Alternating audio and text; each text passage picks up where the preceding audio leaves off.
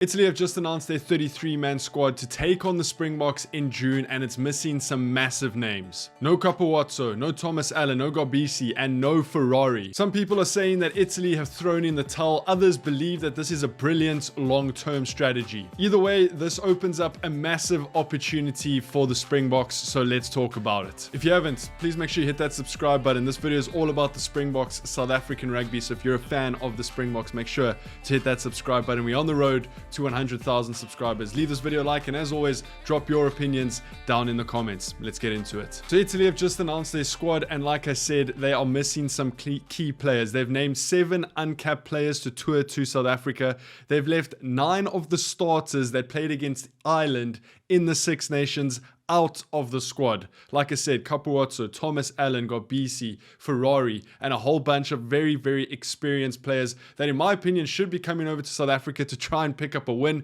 But the head coach, Crusader, believes differently. He's saying that they want to build the depth in the Italian squad as they lead into the 2027 Rugby World Cup. It's a very, very interesting move, and like I said in the intro, it opens up the door for the Springboks to maybe test a few things out. Now, Italy will be facing Namibia in a warm-up match on the 27th of June, the day before the Springboks play the Barbarians. So we're going to get to see sort of this new age Italian side take on Namibia. If Namibia push them, then I think they're in for some big trouble against the Springboks.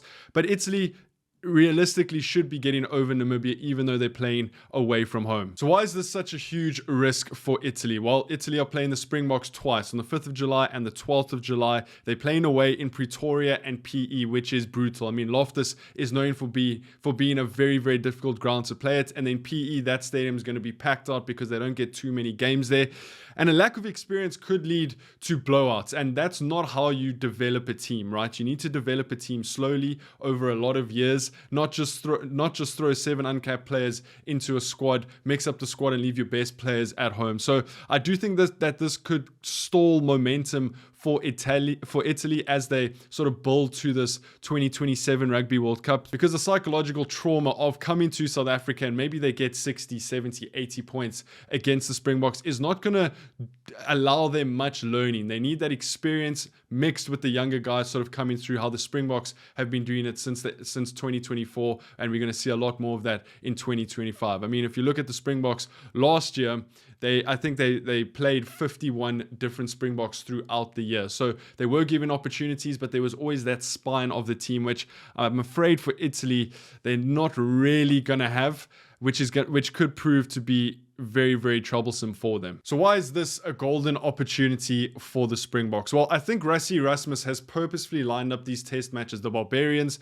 2 Italian test matches, and the Georgia test match, to test combinations, to allow some young guns to come in and get test match experience as we build into the 2025 Rugby Championship. And now Italy kind of bringing a weaker side or a B team, not with their massive names, is going to make that a little bit easier for Rassie Erasmus, because I don't think the competition is going to be as high as it would have been if a Thomas Allen or a Capuozzo or Ferrari came over to South Africa. Italy are one of those sides that can beat anyone on their day, but I don't have that same sentiment now, where they're not bringing over their best players, where they're throwing these young guns in.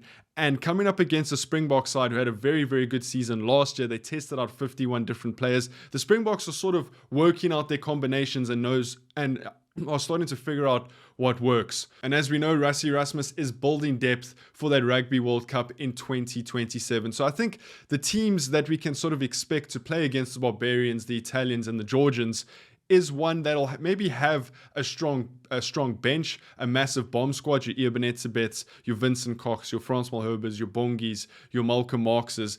And I think they're going to throw the younger guys into the deep end in the starting lineup. I mean, we could see Springbok teams with Marnus van der Merwe and maybe JF van Heerden, Kobus Visser, Ruan Venter, Cameron Hanekom. In the backline, we could see the likes of an Ethan Hooker, Lorenzo Julius, a Kewan Horn. I know Sasha is sort of already in the Springboks, but Sasha at 10. We could play Morne van den Berg at 9 and really test out these guys against the decent opposition in what Italy normally is. But I'm afraid with Italy bringing over these young guns, it doesn't really paint the same picture. I think this allows Rassie Erasmus and the Springboks a whole lot more freedom in terms of selection, in terms of picking combinations, in terms of giving guys an opportunity against a much weaker Italian side that maybe Rassie Erasmus was expecting.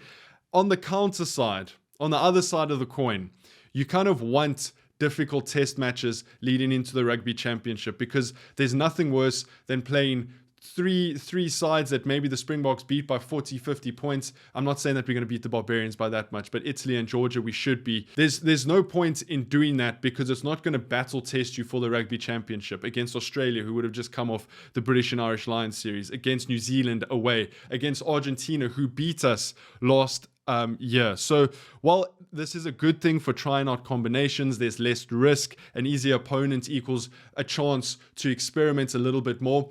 I'm afraid and a little bit worried that we won't be battle hardened for that Rugby Championship, for going away to New Zealand. So I think there is a fine line of Rassie Erasmus experimenting with combinations, but also keeping the spine of the team so that we are ready for the 2025 Rugby Championship. But in saying that, you also want to build that depth into the 2027 Rugby World Cup. So there's obviously a lot of factors that Rassie Erasmus is considering at the moment. It's a very, very interesting problem to have. Having all this depth, having weaker opponents followed by 2 test matches in New Zealand that are arguably the 2 biggest games of the year. It's very difficult to sort of decide who is he going to play against this weakened Italian side. Let me know in the comments. Again, this is maybe an opportunity for Rassie Erasmus to rest some of the guys who have had back-to-back seasons. I mean, a lot of the Springboks from last year moved straight into URC, straight into the Champions Cup. So maybe this is a good opportunity to rest your Irben Etzebeth, to rest your Peter Steph du Toits, your Malcolm Marxes, your Handré Pollards, your Damien De Lendes and the likes, and give these younger guys an opportunity.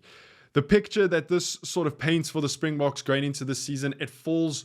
I think it's more of a positive than a negative. Yes, you want to be battle hardened, but I think building out that depth in the sort of the first 4 games of the season does give Rassie Erasmus and the coaching staff a better look into what each player can provide once they pull on that Springbok jersey.